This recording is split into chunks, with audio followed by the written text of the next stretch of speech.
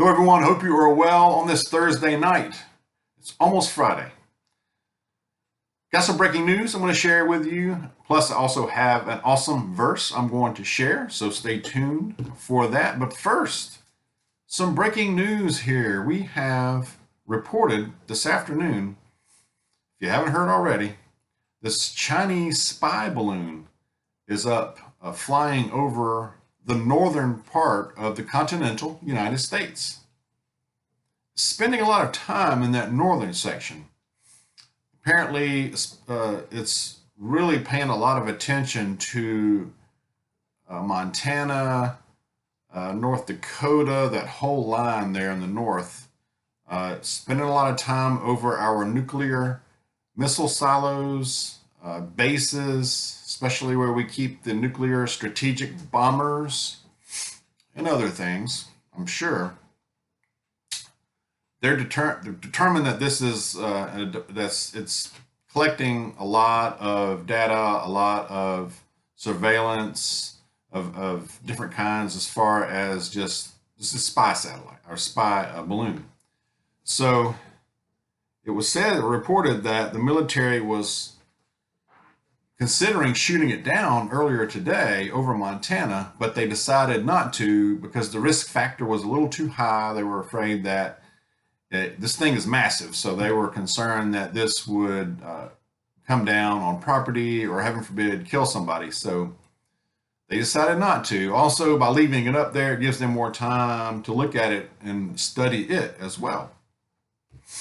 So that's one thing too. But apparently, it's not the first time they've flown this thing over us. I'm sure we probably do something similar to them. I don't know if it would be a balloon like this, but of course we do that with other countries. I'm sure Russia and China, we fly over them, or at least use satellites, if nothing else, for surveillance. But a pretty gutsy little thing to, considering all the tension in the world and between us and China and the East, to do this. You just fly it right over plain as day, right? Very interesting. So we will see what comes from that. There's also a lot going on. I mean, it seems like every day the tension just keeps going up as far as global, as far as conflict, Russia, Ukraine. You got things on several fronts. You got the Europe theater with Ukraine, Russia. You've got China, Taiwan. You've got Israel, Iran heating up. That could fly out of control. Hopefully not. So we really, and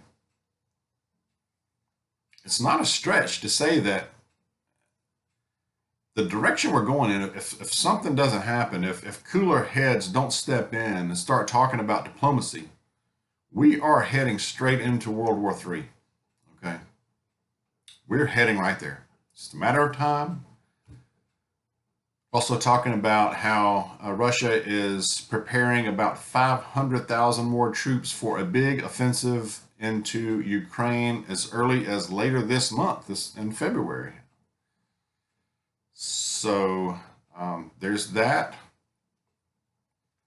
Putin also threatened the Western nations that have sent tanks into Ukraine. He said that, this was today, I believe, he said that we are not sending tanks to their borders. However, we have ways of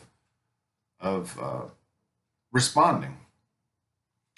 Modern warfare with Russia is very different from what it used to be back in the old days, or back in, he's thinking World War II. He said, once again, German tanks are threatening Russia.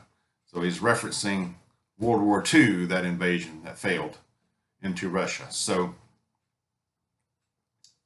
the rhetoric just keeps going up and up, and sooner or later, when these things happen and it just keeps going up like this, and there's no cool down, no peace talks, nothing. It's only full speed ahead.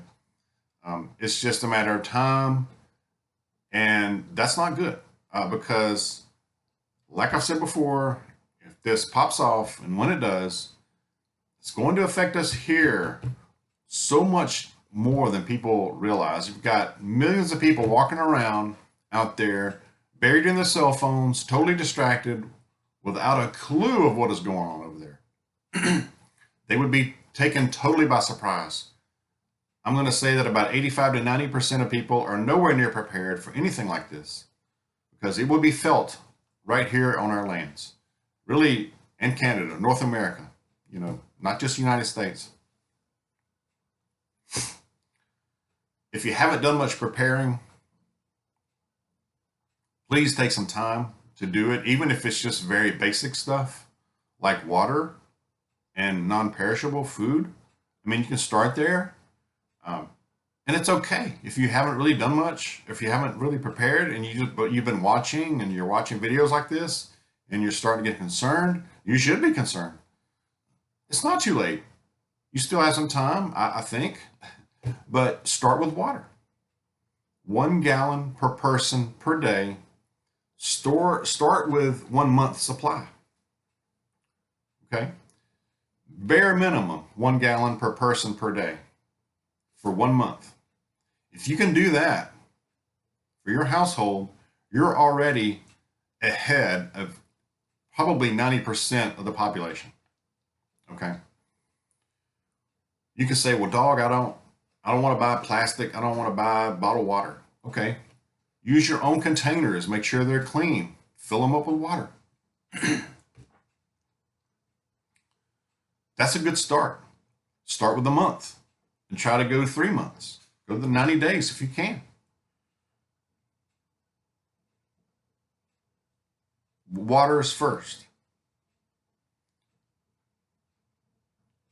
Medications over the counter, first aid, your basics, prescriptions, stock as much as you can. If you can only get a 30-day ahead of supply, if you get a 90-day supply, go ahead and get another 90-day supply if you can, as early as you can. Over-the-counter stuff, like I said, and then food and security. Food, non-perishable, things that you will eat. Okay.